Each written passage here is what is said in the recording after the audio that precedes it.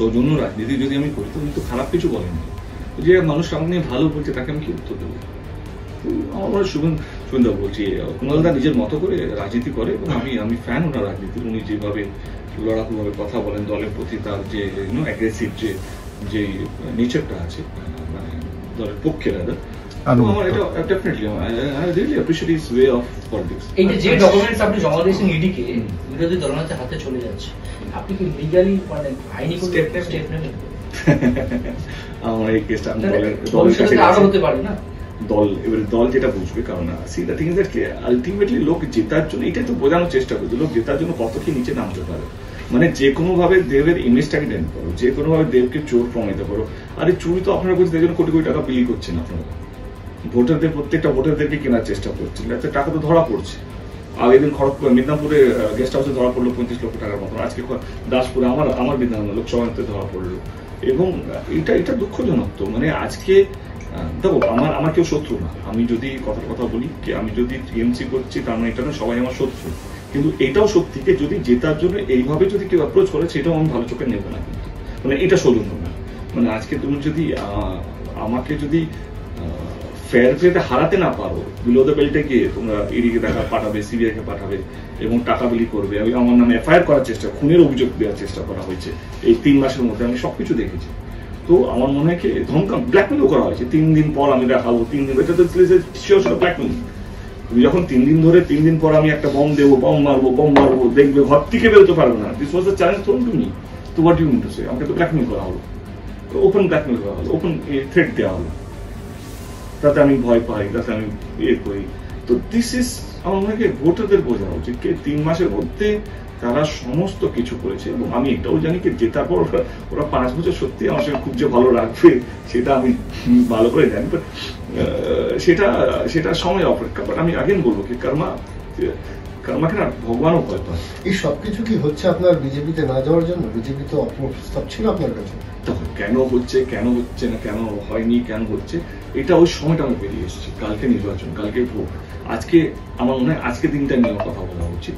এবং দেখো, এরা কেউ যে নেতাগুলো এরা সবাই টেম্পেল, এদেরকে নেতা বানায় ভোটার।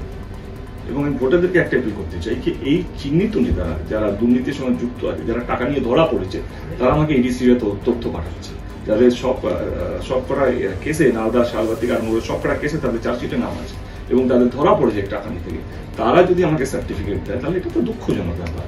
এবং এই যে হিরণবাবু, সে আগে টিএমসিতে ছিলেন, তারপরে আবার বিজেপিতে গেলেন, তারপরে আবার টিএমসিতে গেলেন, তারপরে আবার বিজেপিতে গেলেন, এই যে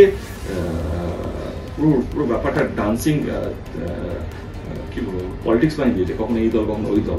এই দলের নেতাগুলো যদি নেতাগুলো যদি যেতে, আমার যে যারা বিজেপির ভোটার তারাও মানে থাকবে নাকি, যদি বিজেপি কনসিড পায় প্রথমে উনি পালিয়ে আসবেন দিকে, কারণ তারা তো পাওয়ার চাইতে কিছু বোঝে না। এরা তো এদের নেশাই হচ্ছে পাওয়ার, এদের নেশাই হচ্ছে যেই দল পাওয়ার থাকে তার সঙ্গে থাকবে। এবং যখনই কেন্দ্রতে যখন বিজেপি থাকবে না, তখন এই যারা স্বার্থপর, যারা নিজেকে ছাড়া কাউকে ভাবে না দলকে ভাবে, না দলের কর্মীদেরকে নিয়ে ভাবে, না দলের ভোটারদেরকে নিয়ে ভাবে, তারা শুধু স্বার্থপর নিজেদের সেলফিশ নেচার বা সেলফিশ অ্যাম্বিশনের জন্য এরা যা ইচ্ছা তাই করতে পারে, যাকে ইচ্ছা তাকে বিক্রি করতে পারে জেতার জন্য বা পাওয়ারে থাকার জন্য। আমাদের প্রার্থী হিরণ চট্টোপাধ্যায়, তিনি নির্বাচনে প্রতিদ্বন্দ্বিতা করছেন। তিনি তথ্যের ভিত্তিতে কিছু অভিযোগ করেছেন, ওখানে তার বিরুদ্ধে যিনি নির্বাচনে দাঁড়িয়েছেন তার বিরুদ্ধে। এবার উনি বলছেন জবাব দেওয়ার সময় এসছে, জবাব দিন। তিনি যদি মনে করেন উপযুক্ত সময় জবাব দিন। মানুষ আপনারটাও শুনবে, মানুষ হিরণ চট্টোপাধ্যায় শুনবে, আর মানুষ দুটো শুনেই রায় দেবে। তবে রায় এবার দেবের বিপক্ষে যাচ্ছে, এটা নিশ্চিত। তৃণমূল নেত্রী বলছেন গাড়ি টাকা দিয়ে ভোট কেনার চেষ্টা হচ্ছে। আমি দেখলাম দাসপুরে একটা গাড়িতে 24 লক্ষ টাকা কিনতে হয়েছে, এখন টাকা মোড়ার কাজ চলছে। কি বলবো, ভোট কেনার চেষ্টা। শুধুমাত্র রাস্তায় গাড়িতে 24 লাখ টাকা দেখে মুখ্যমন্ত্রী আতঙ্কিত হয়ে গেলেন? তার শিক্ষামন্ত্রীর কথাটা ভুলে গেলেন?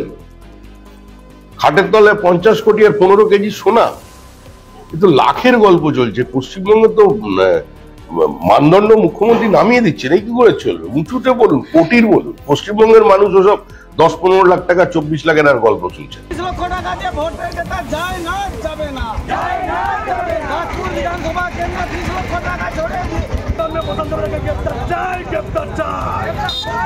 আরে এত টাকা নিয়ে কোথায় যাচ্ছ?